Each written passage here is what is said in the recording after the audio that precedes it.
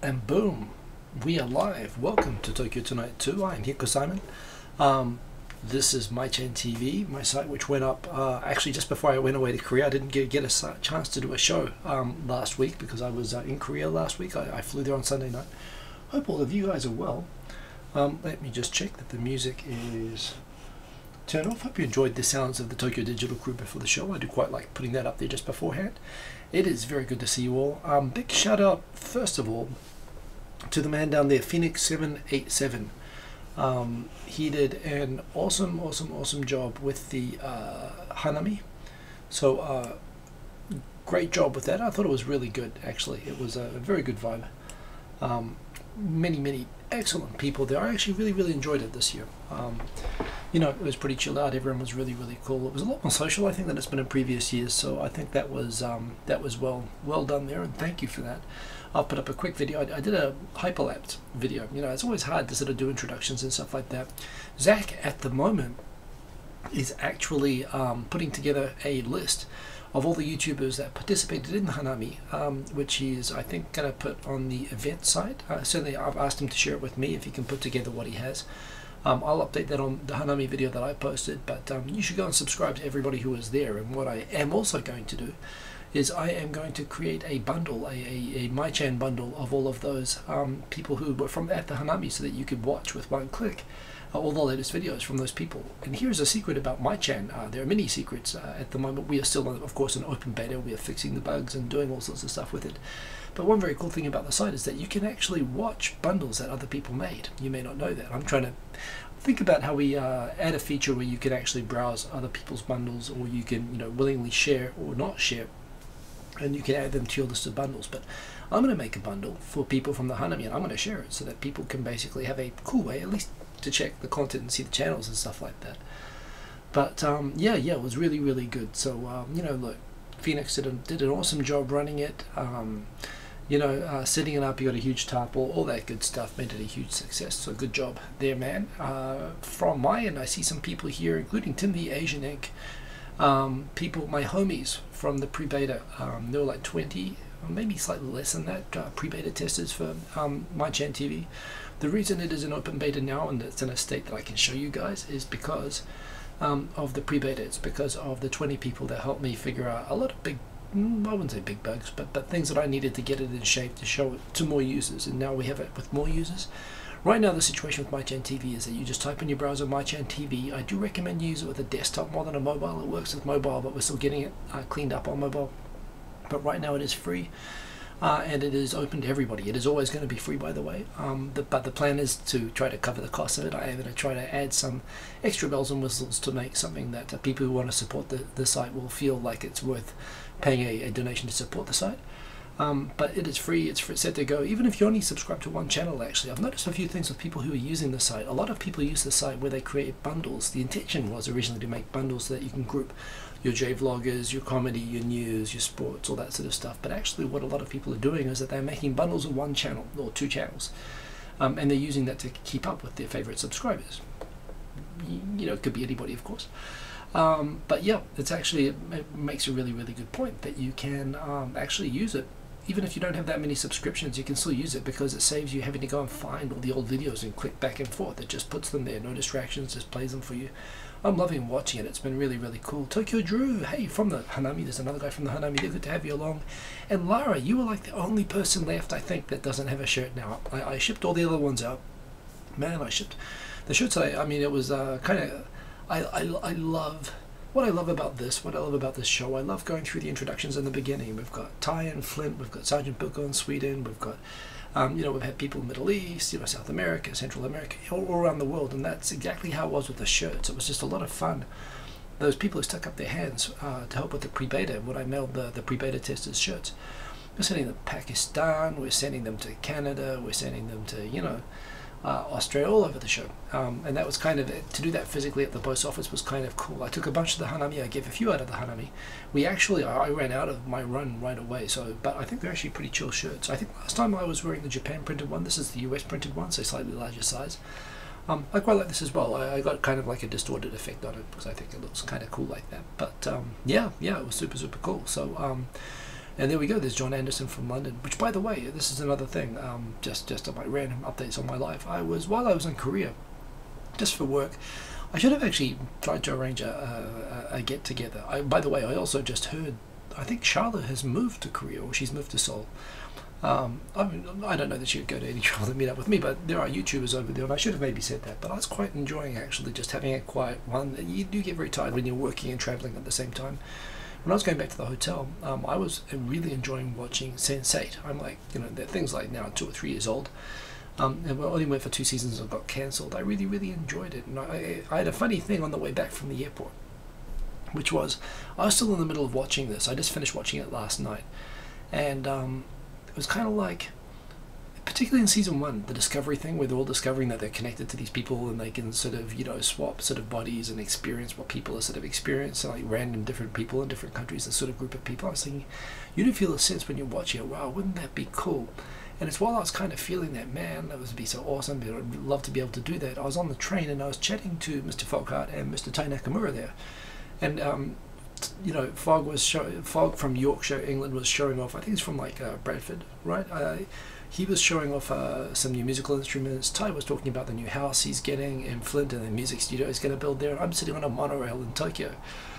And we're totally like, oh, that's awesome, and I'm like, oh, dude, I still rent. And we're sort of talking away there, and I'm like, geez, this is freaking Sense8. I mean, sure, we don't get to have the kung fu moves or orgies or stuff like that, which is, perhaps that's for the better. I do wonder about the consent issues with that, but all that aside, I actually very much enjoy it. But yes, this is all just it is fun for me. This is my Sense8. You are like you are my cluster. That's kind of I had a little bit of an epiphany that I kind of get high in the same way, realizing that it's really cool to connect with all of you guys. So yes, let's see who's in here. So Caroline, I hope you made it. That was like from 15 minutes ago. I hope you enjoyed the music well enough that you hung around for that, and that you are here now. If not, I'll see you soon. We've got Phoenix 787 in there right from the beginning with Ninjaroo 88. G'day indeed. They're in Australia. Hinek Weber, good to see you. Who else we got in here? Tai Nakamura. If you haven't yet said hello, say hello and say where you're joining from, because I do get a kick out of that. I think it's really fun. Tokyo Real Estate Man, ShibuyaRepublic.org. Very long username. How long is my show? Well, it's just started. It's an hour, so there we go.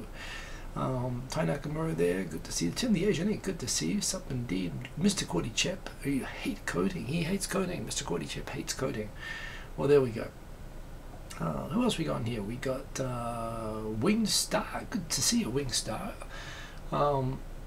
Good to have you in here. I hope you're in here for the live show. I realize you were there for the pre-show. There is Lara Musio. Good to see you, Lara. And yeah, we got to meet up before you move, because shirts and awesomeness, and plus, yeah, I missed not seeing you at the Hanami anyway. I know that you had friends over, and it was you weren't able to make it, but yes, we'd love to catch up. And who else we got in here? We got Phoenix, Andrea Moboye. The music was awesome, probably. Well, I don't know. I wonder if you were listening to Sinister Evolve, who is a member of the Tokyo Digital crew. In fact, he's one of the 3 old dudes. Yes. Anyway, that was. I think I noticed the time that you made that face. But Travis Moore, good to see you. Bill A, konbanwa indeed. Who else we got in here? We got Lysander 45, almost time indeed. Welcome from China there. We got Sergeant Bilko, I think I saw below. Olivia D, good to see you. Quinn Rankin, boom indeed. Good to see you. Who else we got? ELH. I don't recognize ELH as a user, but good to have you in here. Afternoon. That must mean that you must be where? You must be like in South Asia. I don't know. You'd be Middle East, I guess, for afternoon. Maybe, possibly Europe, actually. Who else we got in here? We got Tokyo Drew, good to see you again. Tokyo Drew from the Hanami, awesome to see you. We got Sergeant Belko, John Anderson, hello Mr. Anderson. Kind of matrixy, I guess. I'm all Wachowski'd out at the moment. Who else we got here? We have anyone else?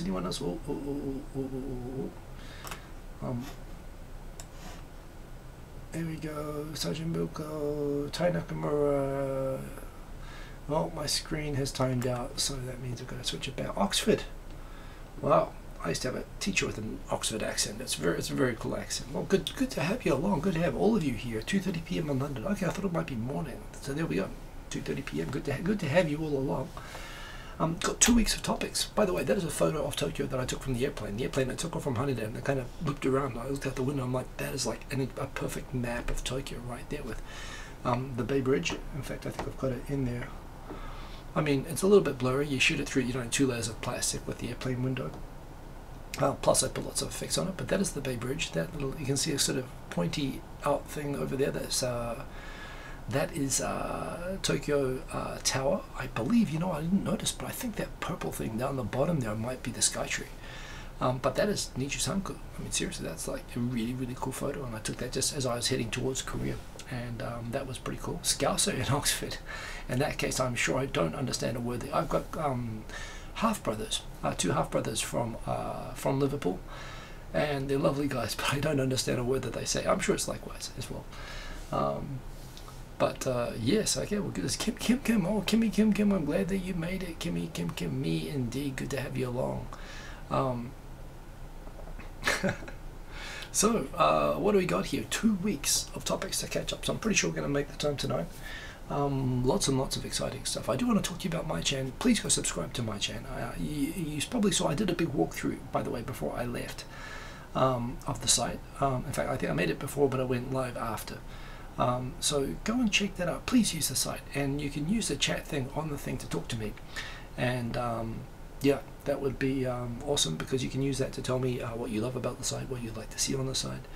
And yeah, I want to get it in really good shape. We're going to do one more, like I said, open beta. We're going to do a few more bug fixes and a few more features, and then I'm going to add what I want to be like supporter accounts, pro accounts, which is, from my perspective, that's what I want the site. I want there to be lots of people willing to support the site. But that said, it's going to be free for most people. I think it's an awesome thing, and I do want to share it. I'm a viewer, I'm a creator. I think it's a site that benefits people who want to watch YouTube and people that want to support creators. That's what it's for. So anyway, I'm gonna come back to that. Tim the Agent think there's a lot of gaming with cursing in it. Well, I don't understand gaming without cursing. So there you go. Oh, so this was kind of interesting. I saw this today. It's got a list of all the industries. Oh, no.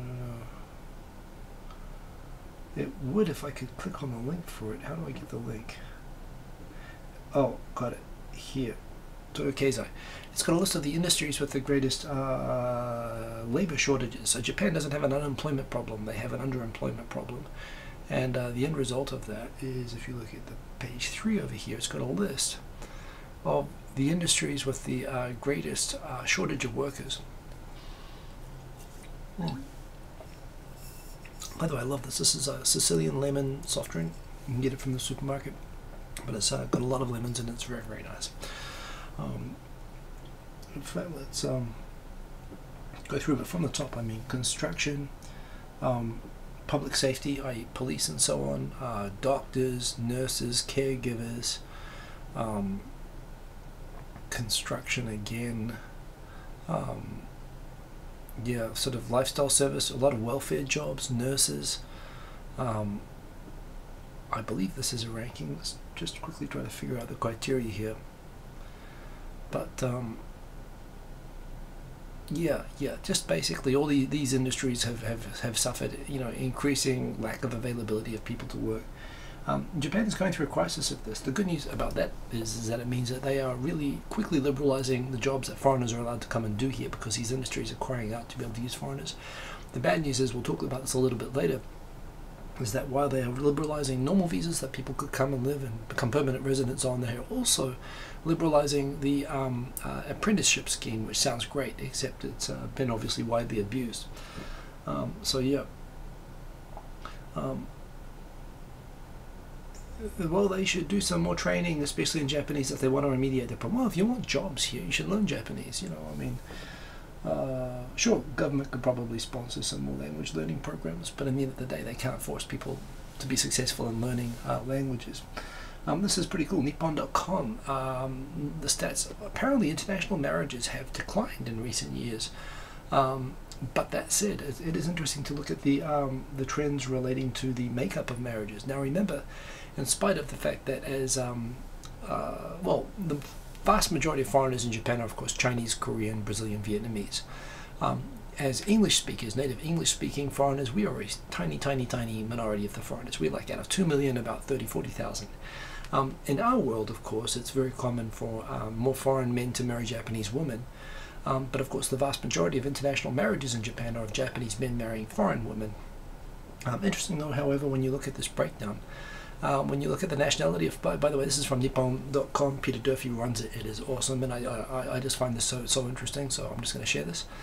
You can see the of foreign wives here, the top numbers that qualify are, and this is, by the way, the majority of international marriages, more than a third Chinese, second Philippine, Korean third, which is interesting because Koreans make up far and away the second largest group of foreigners in Japan, but Philippines obviously are very preferred for wives for Japanese guys, Thai, followed by American, Brazilian, Peruvian, and British. Actually, more American women marrying Japanese guys, perhaps actually more than Brazilian, which is interesting because the Americans are a much smaller group in Japan than Brazilian people. So I find that very interesting. In terms of where the husbands, where the foreign national is a husband, Korean, the vast majority there, in spite of the fact Chinese outnumber Koreans. American, the number 2 biggest group of foreigners marrying Japanese women. Chinese come third, followed by Brazilian, British, Philippine, Peruvian, Thai, and then other. There's a few more articles like this, but I thought this one was super interesting, just showing sort of trends of how international marriages are going. That said, in fact, I think they had numbers here. The numbers are kind of are lower than I was expecting. In 2016, a total of 14,851 Japanese men, so you know this is like a small town's worth, married foreign brides, and 6,329 Japanese women took foreign husbands. When we talk about Americans, American women marrying Japanese men, there were 246. I mean, you know, it's a number of people that you could probably shake a stick at. So they're not large numbers given it's a country of 120 million people, but they are very, very interesting statistics nonetheless. So yeah, there's more stories like this, but we shall continue. This is another interesting one. So I've got the original Japanese if they don't have the stats here, but yeah, the article here is talking about a survey. Where was it from? Oh, pardon me. Basically another study that finds that Japanese on average get the least sleep of any basically developed country in the world. The top 5 countries where people sleep are Finland, Belgium, Estonia. Kind of makes sense in Scandinavia and the Baltics, given that, you know, they go through whole times of year where there's not very much sunshine. Holland, Austria, they sleep a lot. Apparently the bottom 5 countries where men and women don't get very much sleep, with 5 being the least. Colombia, for Brazil, well, we know why they're staying up, and it's not the same reason as the Japanese. Israel, Hong Kong, and Japan are on average 6.3 hours, 6.4 hours, and most people I know, honestly, they don't get 6 hours sleep. Yeah, apparently only 7 countries actually had less than 7 hours sleep per night, but Japanese don't. Other studies that came out this week also showed that not getting enough sleep at night can definitely shorten your life expectancy, so there we go. Lysander 45. Behave. Internet keeps lagging, says the Tim the Asian Egg. Well, I'm sorry about that, but there we go. Nippon.com is amazing indeed. By the way, and remember, if you ever want to grab my attention with a comment or something, get me to respond to something, you can always @mark Hiko, and it will highlight orange, so please do that. Mr. Quarter Chap, don't say that. That's a horrible thing to say. Actually, I've been to Oizumi, which is a Brazilian town in Gunma. Had fantastic food. Brazilians have awesome food. They're awesome to hang out with. Yeah, so you know, Tai Nakamura, I only sleep 5 hours too, but you shouldn't do that. You should try to sleep more, if you can anyway. It's not good for you. Oh yeah, when I came back on the flight from Korea, it was almost like a really cheesy drama, almost like when I was going into the passport control. Yeah, believe me, there's not very much on the way to or from Oizumi, but Oizumi itself is pretty awesome if you like hanging out with Brazilian people. Oh, Brazil is experiencing a crime wave. Well, that's terrible to hear. Well, Japan is doing okay. When I was going through customs, I didn't want to take much of my photos. It was a little bit awkward, but there was like a crush of all of these like photographers, like as you go through into the passport control, and coming out even on the other side behind customs there was another crush of all these photographers, like just constant flashes. It was all focused on this group of six, I think about six or seven. It was like a K-pop girl group, and you know, they were quite cute. I have no idea who they are. They were obviously, they came to Japan on a flight on Friday night. They must have had concerts this weekend. Does anyone know who's touring Japan right now? Or I guess you can't really tell from this photo who they would be. The thing is that it was just kind of comedic. It was like there was this crush of about 20 or 30 photographers just following these girls everywhere, and these girls were sort of sitting in the open waiting area and stuff like that, with this crush of 20-30 people around them, just snapping. Everybody walking around. I mean, again, they must be kind of famous, but it did look a little bit suspicious to me, like the production company was paying people to walk around and act like that. It looked like they were like filming a crappy drama or something like that. But yes, I'm sure they're lovely, and hell, I got in the mood of the festivities, and yeah, Tim the Asian. Well, I thought it was for me. I was actually walking beside them, and you know, I was please. I guess if these things are real, I'm going to be on some K-pop magazine, because I walked with them through customs, thinking, what the hell, is my YouTube channel just suddenly gone viral and I wasn't aware? I mean, maybe it's my Chan TV, people just love it. So I mean, one day, who knows? It could happen. No, it couldn't happen. Seriously, I wouldn't. Who would even want that to happen? It was just kind of stupid. But it was just like you'd watch on a silly TV drama. That was kind of fun. What else we got here? Oh yeah, so I was in Korea. I posted a bunch of group impressions about Korea. I wonder if I can link to these. I hope I can. In fact, how does that work? Let's see if I can. Oh, that's my.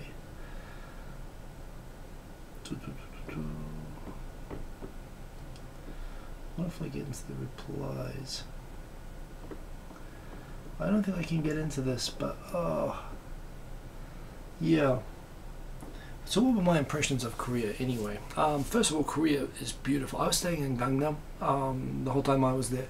But Gangnam, Itaewon, Gwanghwamun, when I first went to Korea in like 1999, it was seriously a crap hole. I mean, it was really crappy. It was dirty. Everything was under construction, even in the center of the city. Footpaths would at best be uneven. At worst, they would not even be sealed. They would be dirt in the middle of this huge city. Buildings, even that look nice on the inside, you go inside and they're like just covered in dirt and like construction sites. It really was really crap. I didn't have proper toilets half the places. It was like, you know, it was actually kind of shocking to me how much further behind it was than I was expecting. Then I went back to Korea about 2005, 2006 on my couple of work trips and stuff like that, and it was a lot nicer. Certainly depending on the neighborhoods, it was a lot nicer. Some neighborhoods developed faster than others. Itaewon was like is like the Roppongi of Seoul. It's where they've got a huge US base right in the middle of it. That was a real shithole of a neighborhood. I mean, it was like Roppongi, the worst parts of Roppongi times 10. When I went back there, like around 2010, Itaewon's become like Omotesando from a Tokyo perspective. It's become a classy, upmarket neighborhood. I've got no idea how that happened. Gangnam as well. Everything there has just gotten really nice. The air pollution wasn't a problem this week. I guess I was lucky, but I had lovely weather. Food is always awesome. I love Korean food. People over there are really chill.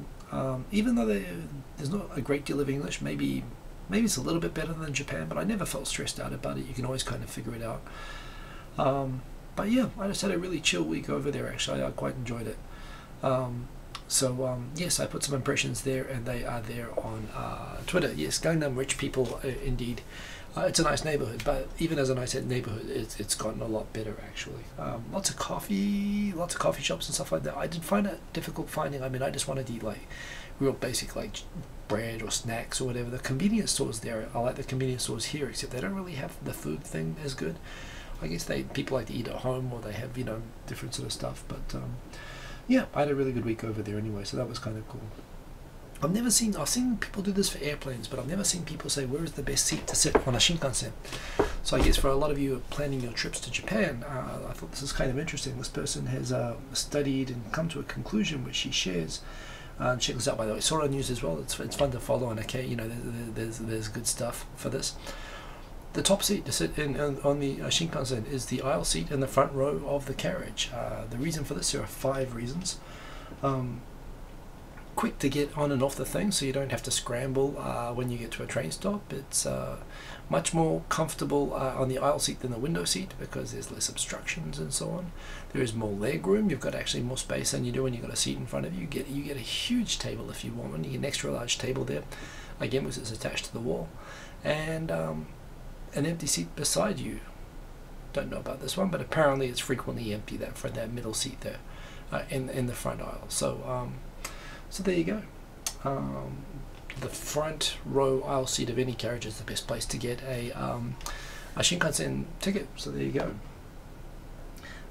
This is kind of cool. I haven't checked this out yet, but this is somebody who works at YouTube. So you use MyChan TV so that you're not a slave to the algorithm, so that you're not being like bombarded with videos to distract you, or being, you know, dragged away, or having your subscriptions even being modified according to, you know, videos that want to be that YouTube's algorithm wants to prioritize. However, if you want to know what the algorithm is thinking and what it is trying to steer towards, and what are the most recommended sites based on the algorithm, which is, you know, based on all sorts of things. It's based on virality, not virality, the popularity of videos and so on. Yeah, this will actually show you what the current most recommended videos at any given time on YouTube are. It's probably good to know as well if you want topics to talk about that are going to gather attention or whatever. Or just to know what's big on YouTube. This is actually probably a really good idea for a site. So I thought this is super interesting. This is from TubeFilter. The Phoenix 787 having a hard time to figure that out, Hiko Simon says.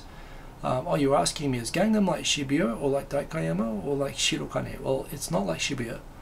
There are different neighborhoods for that. Well, the south side of the river is a little bit Shibuya-ish, but Gangnam itself, parts of it are like Daikayama or Shirokane.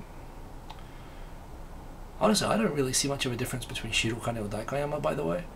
Daikayama is a little bit classier. So I don't know.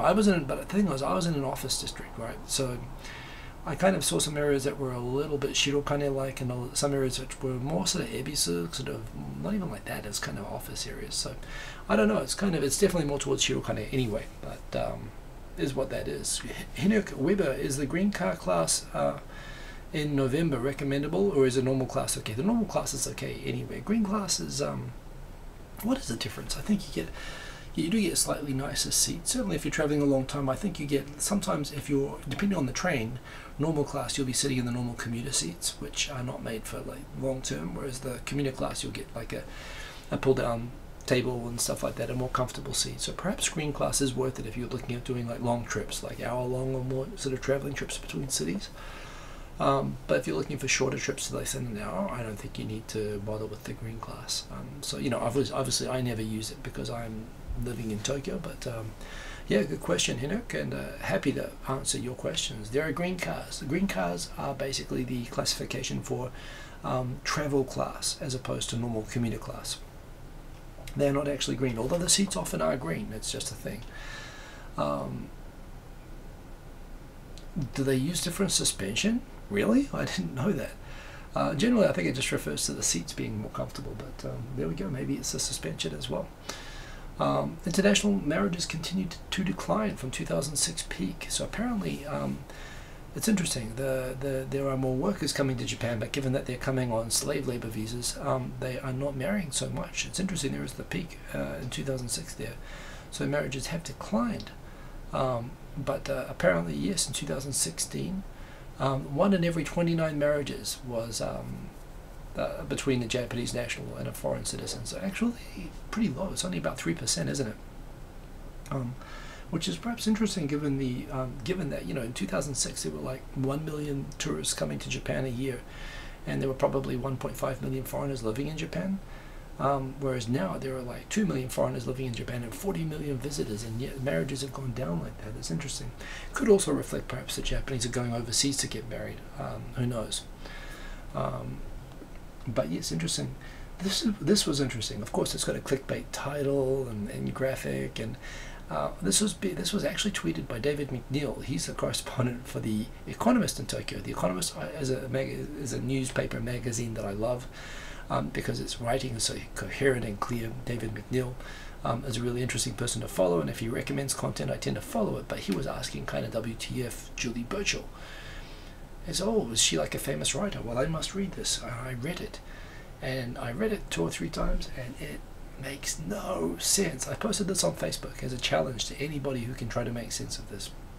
It turns out that Julie Burchill, I don't know. I mean, if there was ever a blood on the highway for writing, for not doing drugs and writing, it would be this.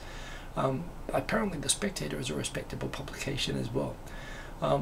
Most of this has nothing to do with Japan. There's something at the end. I love she's after going through how Japan is a country of man children or something, and starts to talk about hikikomori or something. It doesn't make any sense. Feminism, often blamed for the rise of the killers, is hardly a big thing in Japan, but the nuclear bomb certainly was. I mean, what the hell is she talking about? What does that mean? What does that mean? I mean, I thought about it, and then I realized I shouldn't think about it. So I stopped. Prenup, my dude. Who was talking about prenups there? Someone convinced me of the merits of getting married versus not marrying. Well, in Japan or in America, in most countries outside of Japan now, common law marriages, if you just live together for like 3 years in New Zealand, you're treated legally as married. You lose half your shit anyway. So there's not really, that said, and it's partly because of that actually, people do not need people do not need to get married, and it's very common for couples with kids even to not get married. I mean, those are the times. But fact is, legally, in terms of if you're worried about protecting yourself, and prenups, I don't know anybody who's ever done a prenup. Mr. Cordychep, I don't know if it's a respectable publication. I'm just extremely confused by what this said. So I just find that a very interesting thing thrown out there, Phoenix. But yeah. Well, I mean, there's not really much difference nowadays. Is the answer to the question there. Oh yeah. So this was interesting. So apparently, Nikkei was covering this. Japan to allow foreign interns to work an additional 5 years. Now, we're not talking about Monica Lewinsky or anything like that. Or, well, we kind of are in some senses. These are, of course, people who get to work on farms or earning less than minimum wage, and supposedly for the purpose of training them in technologies to transfer to the developing countries.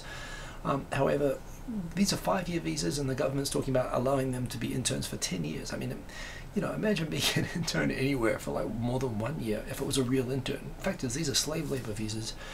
And all I can make out from this is that somebody from the Ministry of Justice that oversees education saw the movie 12 Years a Slave and thought, you know what, that looks like a really good idea. Let's extend the apprenticeship program by 5 years.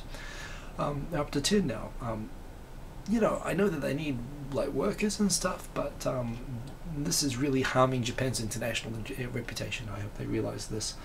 You know, it's good that they're increasing the ways that foreigners can come and work in Japan and contribute to the society, but when you're bringing them in jobs where they can legally basically be abused, as they frequently are, without enforcement, and with less than minimum wage, you're creating you know, an underclass that's going to create problems for you and is going to make all immigration look bad. Look after people and they'll become your most loyal citizens. That's what happens in every country with immigration. But yeah, no, so they're doing the slavery. So there you go. If you want to be a slave in Japan, don't worry. You can be one. There are lots of jobs, less wage. That's pretty much it. And you know, hence the Lewinsky analogy. Japan approves $9. Oh yeah. So apparently, Japan is also another good idea that probably the same people, when they saw, I mean, there was that scene in 12 Years a Slave where the slave escaped briefly, and they realized that oh, let's try to stop that. So. Yeah, if you leave Japan, going from next year, you're gonna have to pay a $9 exit levy. What a pain! I mean, it's just like an airport tax bribe, some crap. I mean, everyone in Japan pays sales tax, which, by the way, is far more efficient as a form of tax than trying to collect a levy from the airport. I mean, you need people collecting that money. It doesn't make any sense. And the idea that, you know, I mean, Japanese travel as much as foreigners. I don't know why anyone thought this was a good idea to create an exit tax. And how are we going to have to pay it? I mean, what do I get to pay it by suka? Am I going to have to pay the passport control guy $9? I mean, I've done that in Romania. We paid with, I was told to give the guy chocolates or else he'd put me in detention. is that the kind of country that Japan wants to be? But anyway, I mean, you know, the Hotel California, welcome to Japan. You can come in for free, but you need to pay $9 to get out. There you go. Sumo, I would have talked last week about, there was a controversy involving sumo. Now sumo, it's of course originally a religious thing. I mean, that's kind of old. So how should we go through this? Japan, of course, has like a bunch of religions, including Christianity and, you know, Islam and everything else. But, you know, the old religions in Japan, of course, the two main ones are Shintoism, which is basically the sort of folk religion that predates all the modern religions that were in Japan. It's the gods and everything religion, like Taoism in Taiwan. Japan Shintoism sort of goes back, gods everywhere, pretty rad. And then, you know, and basically after about 600 AD, you got Buddhism coming in. And in Japan, rather than there being a conflict between believers in Shintoism versus believers in Buddhism, there's been some conflict there, but basically people generally pick and choose religious stuff that they like. It's very common for Japanese when they have kids who are born. They'll take them to a Shinto shrine. When you do the Shichigo-san, the 357 ceremony as kids, you go to a Shinto shrine for a blessing or whatever. In Shinto, when you get married, it's pretty common, most common now, that people want Christian ceremonies. When you die, which really is the one which tops all the rest of them, I think, is Buddhism, which means that Japan is probably more Buddhist than anything else. But, you know, Japan picks and chooses with these things. But, you know, of course, sumo was originally a Shinto ritual. It was like to try to get basically the gods to give good rice harvest or something like that. For the entertainment of the gods, they would have people do sumo wrestling on the sort of sacred ring for the purpose of entertaining the gods, and that they might be happy and not starve everyone to death, as happened pretty frequently in the old days in Japan. So the idea is that they create this mud, you know, ring, an elevated platform, and within it they have offerings to the gods which they bury inside the ring, and then they sprinkle salt all over it. And the idea of salt is actually the same in Europe and the same in most countries in the world. It's a purifying. I mean, salt comes from when you purify and get rid of seawater, and you're left with, you know, pure salt. It's white and all that sort of stuff. People think it's a purification thing. So, you know, the sumo wrestlers, when they're doing the whole sumo thing, they're also performing a religious rite, which is that they're purifying the ring. They throw salt on the ring before they wrestle, all this sort of thing. There is a concept in Shintoism, apparently, I'm not deep on this sort of stuff, but it's actually very similar to New Zealand folk religion. You've heard of the concept of taboo. You know, that's taboo. That's a Tahitian word. In New Zealand, other Polynesian countries, we call it tapu. It's with a P instead of a B, but it's basically this idea that the universe is like yin and yang. There are two forces. Tapu is, you know, one of those forces. It means sacred, but it can also lead to curses attaching to things. And the opposite force of that is called no, which is a female force. And this is something I grew up understanding in New Zealand, living in Maori towns and going to marae all the time and whatever. And, you know, there was this thing. Men and men of certain status have a certain degree of tapu, and women of certain status have the opposite power of no. Not good or bad or anything like that, but there is this thing that, you know, women and men are not allowed to go into certain situations or certain places because of these sort of belief in these sort of forces. Shinto has the same kind of thing, and apparently they have this thing that women are not allowed to go into these purified ritual spaces, you know, because they'll undo the purity of the space. So remembering that the sumo ring, although it's now a sport, they've been trying to even get into the Olympics, they have this thing that they will not allow women to do sumo or to stand on or near, you know, certainly not on top of the dohyo. And this has been a controversy for years, because you've had, for example, where the tournament prize has been given, for example, by the mayor of Osaka a number of times, where they will give the prize and the winning speech on top of the dohyo. And when the governor was a woman, or the mayor of Osaka was a woman, the Sumo Association said, no, you're a woman, you're not allowed to stand on top of the thing. And I believe Osaka, I think it was a communist woman, you know, definitely atheist, and certainly a Communist Party representative, so they weren't happy with that, of course. That's a bunch of mumbo-jumbo folk religion stuff, is what they would say. And this is sexist and outdated and offensive and horrible, and, you know, they've gotten flack for this multiple times, including when they applied for the Olympics, and they said, no, we can't let women do it. That got them kicked out of their Olympics application. But in spite of that, they're still holding on to trying to, I mean, there's a religious aspect, and these people see themselves as trying to maintain the religion as well as the sport. Fast forward, a man had a heart attack 2 weeks ago, where he had some sort of a collapse, a stroke, a heart attack. He collapsed. The mayor of, I believe, an Osaka city or suburb collapsed on top of the dohyo, and a bunch of people rushed to his aid, but no one knew what to do. Good news, however, a paramedic, a trained paramedic nurse, was sitting right in the front row and jumped onto the ring and started performing CPR, heart massage on the guy immediately, pumping, checking his vital signs. And apparently 2 more nurses also jumped forward onto the ring to try to save this guy's life. Alarmed sumo officials immediately got onto the broadcast system and said, "Will the woman please immediately get down from the dohyo?" While this woman was performing CPR on a collapsed heart attack victim. Obviously not a good look for sumo, that they would rather that this guy die than a woman go up onto the ring. And although they didn't say religious reasons, they said it was tradition, says that they can't do it. The Sumo Association itself did come out and apologize for this. They said no tradition is worth more than a person's life, and clearly where life is involved, that was completely called for. So they apologized, and they sort of did the right-ish thing about it later on. That said, I mean, when the PA system said get out of the ring, the woman doing the heart massage stopped for a minute and looked around, and 2 other nurses that jumped into the ring actually obeyed and left the ring. I mean, it's just super. You're not supposed to do that, right? That's not what the story is, by the way. That's coming later on, because this is in reverse order. So the Sumo Association said, yeah, that was our bad. We definitely don't want people to die. Having a live woman is probably better than a dead man on the ring, although it seemed like they weren't entirely in consensus on that. So even though they backed down from that, apparently the next week they have these touring, these sumo tours where they try to promote the sport in different regional areas, which involves allowing kids to come on and do like, play bouts with the sumo wrestlers and so on. It's really, really cool. I've seen this myself, and they're great fun. Apparently in Shizuoka, the Sumo Association heard that last year they allow for the elementary school kids to come up, and they get to have like these play fights with these famous professional sumo wrestlers.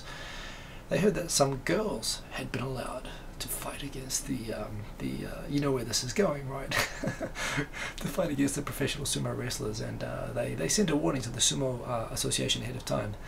Please do not, you can let boys in there, but please do not allow any girls on there to fight against the Japanese. It's a tradition, it's not cool, don't do it. And again, not a good look. And of course, immediately the media picked up this and said, hey, it looked like they learned their lesson, but the next week they're actually sending warning letters to Shizuoka ahead of a sumo festival, saying don't let girls come on and fight against the and apparently they repeated this again in Nagano. They put a ban on little girls joining children in mock bouts. I mean, sumo, I love sumo as a sport, and I do love the tradition, everything associated with it. They were the only sport that got permission from Meiji. Meiji hated traditional Japanese culture. He went to Europe, and he felt that Japan was so far behind Europe, and he kind of dictated, everyone, look, we're going to adopt Western morals, we're going to adopt Western laws, we're going to adopt Western dress, everybody get rid of top knots. He banned Japanese, like men wearing kimono and stuff like this. I mean, Meiji was a really self-hating Japanese person by a lot of measures, and he's credited with the modernization of Japan as a result. However, the Sumo Association at that time apparently said, listen, this is part of our, we are an institutionalized protector of Japanese traditional culture. You have to let us continue with the top knots and the yukata and everything else, the clogs and everything. And sumo was like the only thing that got a pass from the Meiji Emperor to maintain Japanese tradition. And so because of that, it makes them a little bit extra zealous about trying to protect cultural values. And honestly, I mean, half the cultural values I think that they're trying to protect. Remember, now, although it's prohibited for there to be a female empress of Japan, Japan's had plenty of empresses in the past. And in fact, the folk religion itself of Shinto is, full of female deities and historical figures and so on. So Japan clearly has not been so anti-woman as it's been, in its past, as the protectors of its culture make out to be. But here is a case where this is really forced into an embarrassing light. And I, as a person who loves sumo, I hope they figure their shit out, because it's just not a good look, guys. It's just not. I do understand that. It would make more sense to me if they argued it on the religious basis, but on the, saying just tradition, it's weak and everyone thinks it's BS. So yes, that got roundly criticized. Yes, foreign apprentices. You see those guys that are getting $3 an hour. That's why they're not fully smiling. Yeah. What is this? Oh, yeah. Okay, my bung box. If you are into, if you live outside of Japan but you love Japanese stationery, this is a website run by someone on Twitter that I just follow and I just think is super cool. That's her right there. That's Kuv, Kuv. I think she's Scottish.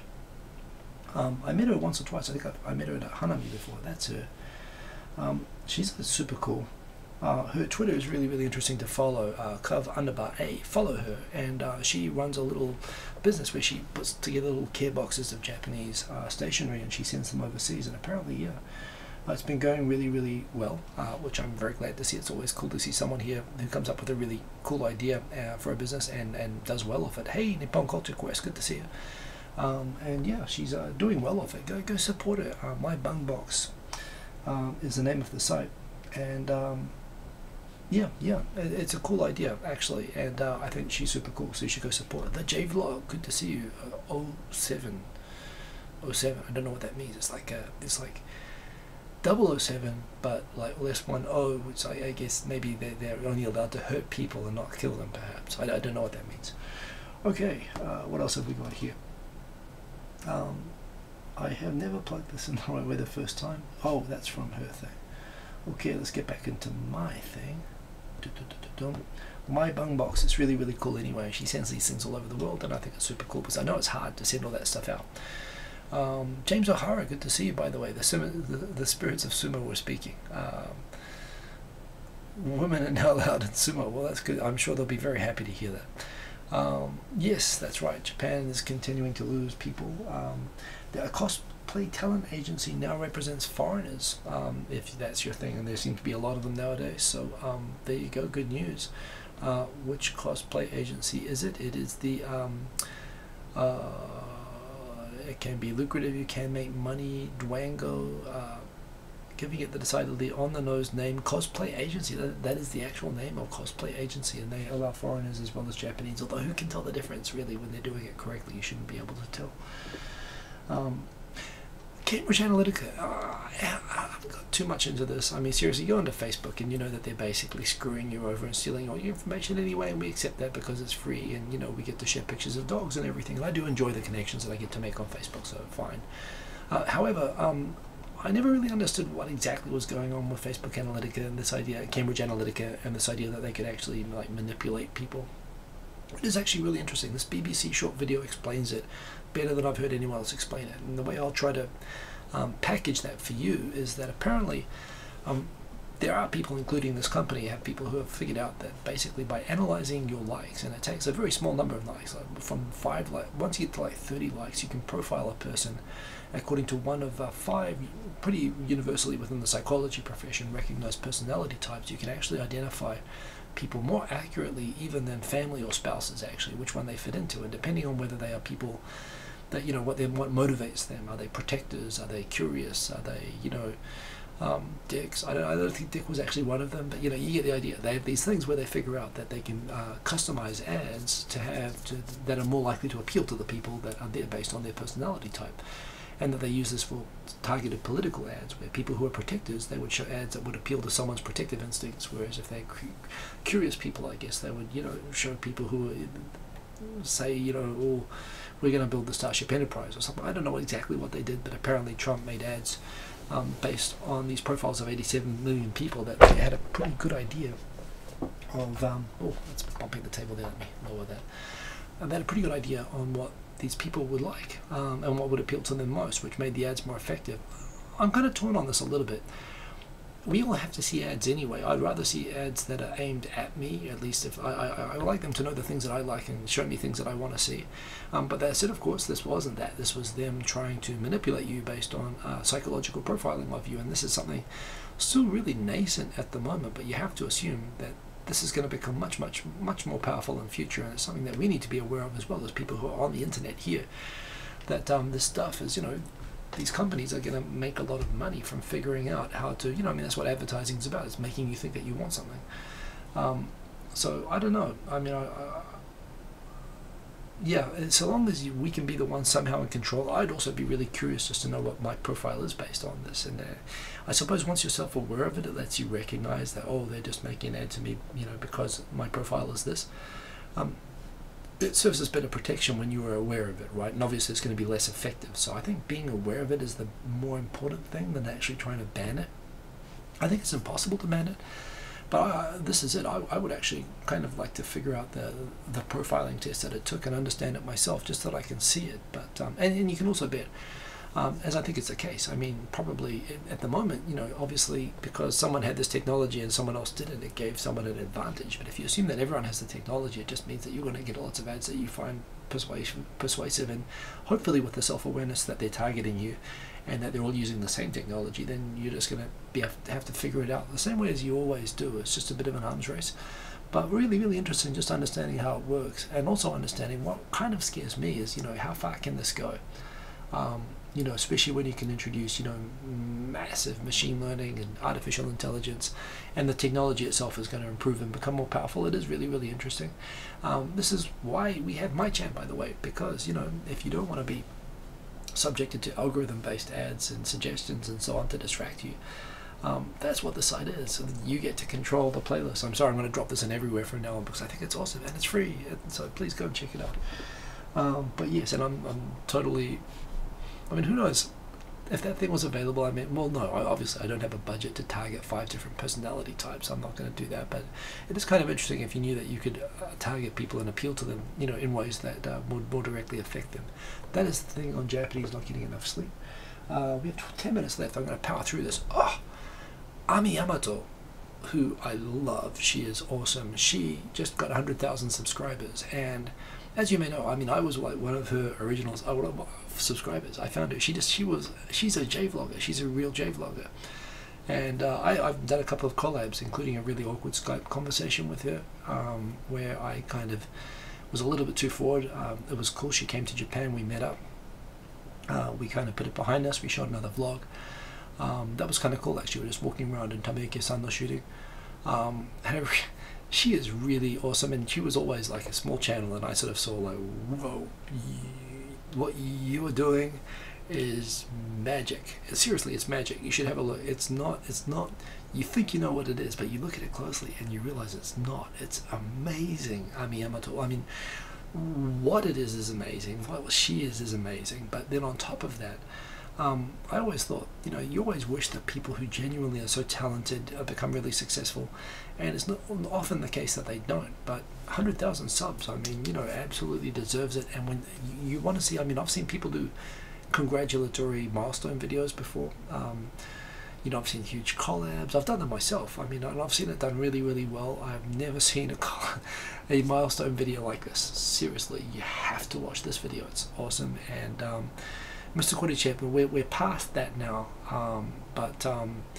Look, I wasn't hitting. I was just trying to be friendly, but it was just misinterpreted. And, you know, the video's on my channel. You can see it. You know, we're past that now. It's still really cool just to get someone like her on my channel, and now she's 100,000. I mean, you know, she's awesome. So that was really, really cool. Yeah, her YT tag is Yamato Ami, I think, is what it is. You should go check it out, but you should definitely check out her 100,000 video because it is really, really awesome. Study with me. Oh yeah, this is like the new big thing in Japan. Study with me videos. People just they're quietly studying. I must admit I've got to check these out myself. But after the mukbang, the Korean eating videos, apparently now it's like studying with someone there sitting beside you. I guess it's like solidarity. It kind of makes sense like that. But I don't know if they actually share notes on the studying thing. But there you go. If you want to get on the latest wave of video popularity in Japan, this is the one. It's making videos of studying. 5th straight year of record visitors. This keeps going up and up and up and up and up. Now we're up to 28.7 million visitors in 2017. I thought the number was actually higher than that now. You know what it might be? It wasn't that there were 40 million visitors. It was that they increased the target. But there you go. Kim Study With Me is like ASMR without food. Yeah, honestly, I don't get the food thing. I kind of get the ASMR, but even ASMR is like, that's sensory, right? It's like, well, I guess... I don't know. It is a good idea for a live stream. It's relatively easy to do, except you have to freaking study. You actually have to do it for it to work, right? Which I suppose is kind of mutually beneficial. It's a good way of keeping yourself honest. It's like you're accountable to all the people watching you. So that's maybe makes sense like that, and it's probably good for the other people as well. But Yamato Ami, yeah, you should totally check. Well, check out the channel. On my channel, we've got videos on both of our channels. I think we've done collabs. She's done collabs with like community channel. But her 100,000 video is really, really good. From the Hanami itself, yes, people there. In fact, actually walked in there. I mean, it was like really, really well done. Oh, that's me in the background, I just noticed. But yes, my video is up. It is really, really cool. That is my video right there. In fact, I think if I play it, you'll only see like the middle third of it, but I did like a hyperlapse, and I put a track which I made onto it, and it came out really, really cool. It's a bit blocky, so I am gonna stop that and go back. But yes, it was a great success, and great credit to Zach for that. Thank you for organizing that. Someone who came to Japan and noticed lots of interesting things, including a smoking room, and he put it on Medium, and a lot of the things here were actually, the observations that this person made were actually quite good, I thought.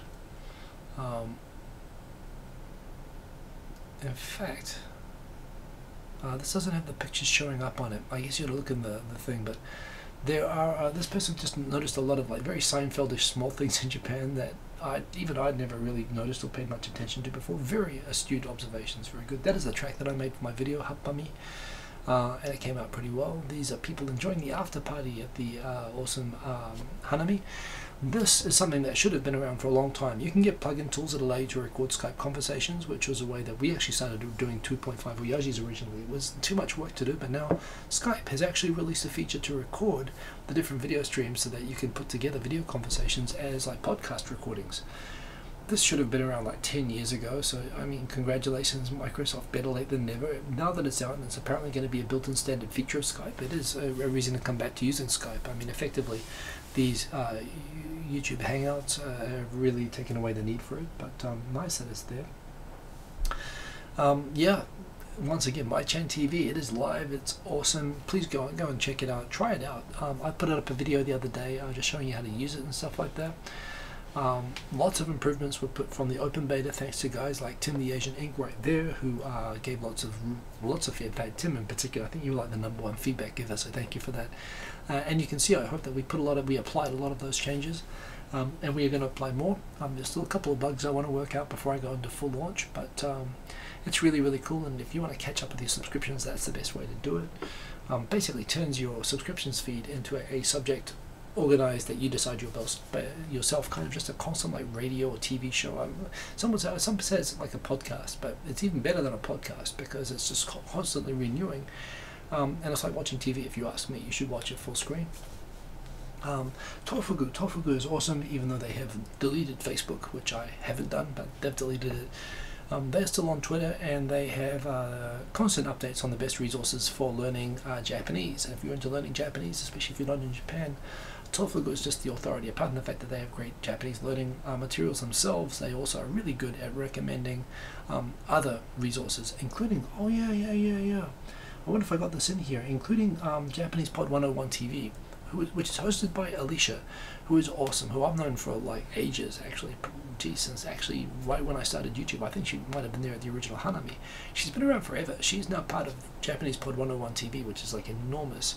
And she just started a creative project called Non-Native Creative, basically introducing non-native people, I think not just in Japan, but other countries as well, and just creative people starting businesses and introducing and supporting them. I think it's really, really cool. I think I'm going to try to get her on 2.5 Voyages because she's awesome, and I think it's a really cool idea and it's worth supporting. But yes, she is the host at the moment of Japanese Pod 101 TV, and a bunch of other stuff there, so you should totally check out Tofugu and all the resources if you're learning Japanese. This is cool. This is cool. This is, well, it's not cool, but that stupid looking thing that person has on him apparently allows you to, it allows a machine to read your internal monologue, which is terrifying to me. I have a very hyperactive internal monologue, but this person could actually control computer commands and could actually give commands without speaking while he was wearing this thing. To me, the potential of this is awesome. I mean, not just for people who paralyzed or not able to communicate that way. I don't know if it works exactly. It's sub-vocalization. I don't know exactly how that works, if that's actually talking about inside your head or something physical without I don't know, being like a ventriloquist or something. But it basically showed that yes, it can actually, they've figured out ways to actually read what you are thinking if you are thinking those complete words inside your head. And that's mind-blowing to me. You could write books, you could do work, you could type. I mean, geez, that's some crazy stuff. So I thought that I would share that, even though you have to do very stupid a stupid thing at the moment, which apparently can somehow read that. I thought that was crazy. Indeed, Stephen Hawking's kind of stuff.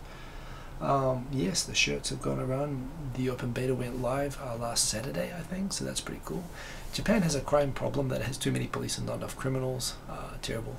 Orion Span thinks that they can put big bouncy castle hotels up in space by 2022.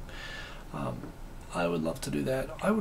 That is like my dream room, except it would also have like a recording studio for this and the ability to make music as well in the background, but pretty much a climbing wall. My son loves that. I've got friends who are into that. I always thought it'd be really cool to make a gym that was like a combination boxing wall climbing gym. This is a really cool idea. Anyway, my son would be super into this as well, so I like that they put that on Lifehacker. This is the person there having a heart attack getting CPR with the announcers saying that person saving that man's life giving him CPR, please immediately stop and leave the ring. Crazy. Speaking of comfortable places to sit, look at that, we are on 11:30 right now, so let's go through this. The most comfortable seat, sit by the wings. There we go, there's the advice from Lifehacker. I think this is pretty cool. Sleep strategies for the long legs, you want the exit seats because they have they have more space in front. All that stuff. Boom, let's just keep racing through. LDP's crashing at the moment because of various scandals that I won't go into explaining because it'll take too long. And that's it. There's the show from last week. So I think that's it. Got through all the topics. Boom, right on 11:30. So there you go. I am going to do a short video, a sort of promo video for my channel. I want to do it tonight. I also recorded a really cool hyperlapse on the monorail going out to Haneda Airport. And I also figured out a really cool effect which required me to record, to get a filter on a screen and a camera recording the filter, recording the screen. It looks like a 3-screen setup that I just recorded this evening. I don't know if I'm going to get to do that tonight, but I will try to do that. Please, everybody, get onto My Chain TV. Tell me how that you like it. I made this for you guys, and I made this for creators, for supporting creators, for using those subscriptions. Get on, subscribe, support the creators that you like, and don't, you should be the algorithm. In fact, I've got all my propaganda statements on the top page of the site, but let me say them one time. Basically, the best way to watch YouTube, it's your selection, it's always fresh, it's always got the newest content, just one click and walk away. No going back and forth, no sitting around getting frustrated trying to find videos you want to watch, just one click, walk away. So no algorithms or suggestions, that's the content that you want to subscribe to in YouTube, or that you subscribe to in YouTube. You can organize by creating your own bundles, bundled from your YouTube subscriptions.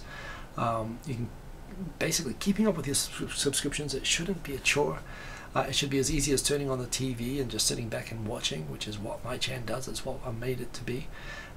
It's got all the latest content from your custom channels ready to autoplay whenever you want, so everything is always fresh. You can watch it on any platform with a browser, mobile. You can watch it on mobile, and if you set it playing and you put it on full screen, it's okay. I'm trying to get the interface a little bit better, but basically anything with a browser you can watch it, and just one click, sit back. No redirects, no algorithms, no distracting suggestions. That's My Chain TV. Please go and support it. I've been working on this for like 13 months, more than that now, actually 14 months, so since last January.